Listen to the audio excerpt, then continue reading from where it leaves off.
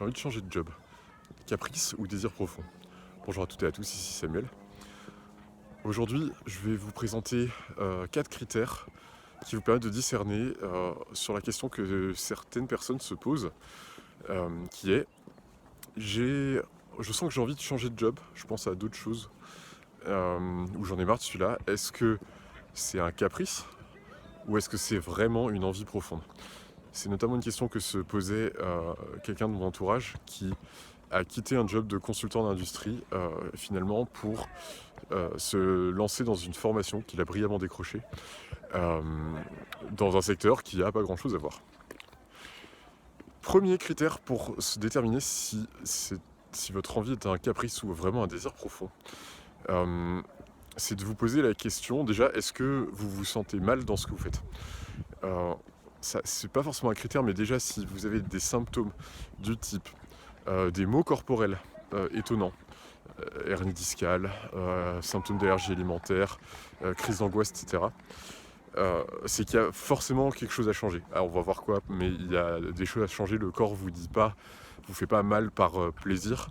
Il passe des messages qui ne sont jusque-là pas encore remontés à votre conscience par un autre moyen. Le deuxième point, c'est identifier ce qui est problématique actuellement dans votre job. Est-ce que c'est votre activité, votre métier? Si c'est le cas, ça peut être pertinent d'envisager d'en changer. Est-ce que c'est votre manager?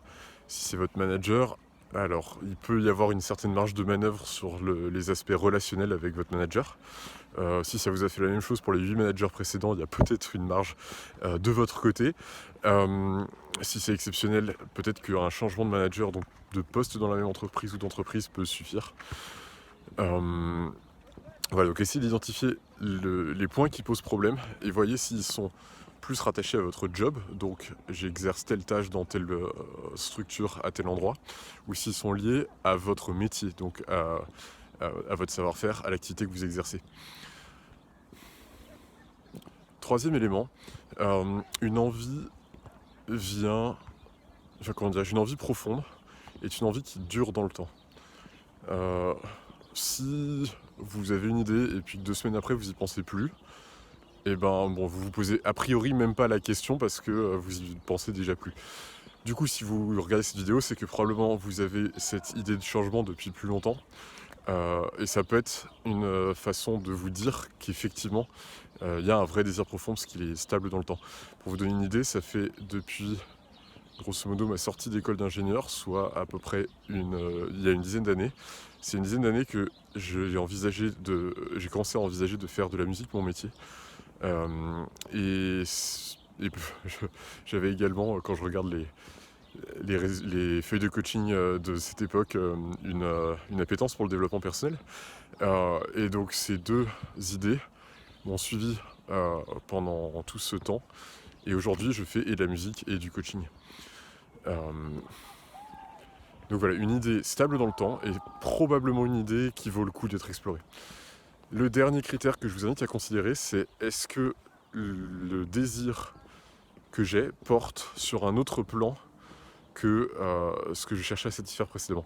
Par exemple, si jusque-là vous avez agi professionnellement de sorte d'établir une sécurité financière, voire une abondance financière, et que vous vous posez la question de suivre une de vos passions ou envies, si vous posez la question d'avoir du temps pour vous, si vous vous posez la question d'avoir un job qui a plus de sens, qui est plus au service des autres, vous avez, disons que l'objet de votre désir change de plan, vous passez du plan sécurité financière, voire on va dire reconnaissance sociale, au plan de la réalisation de vous-même. Et ce changement, cette évolution dans vos attentes constitue certainement quelque chose à écouter et probablement pas un désir temporaire. Ça ne veut pas dire qu'il faut remettre en question votre sécurité matérielle. Je connais des personnes qui ont fait ça et c'est pas forcément confortable à vivre.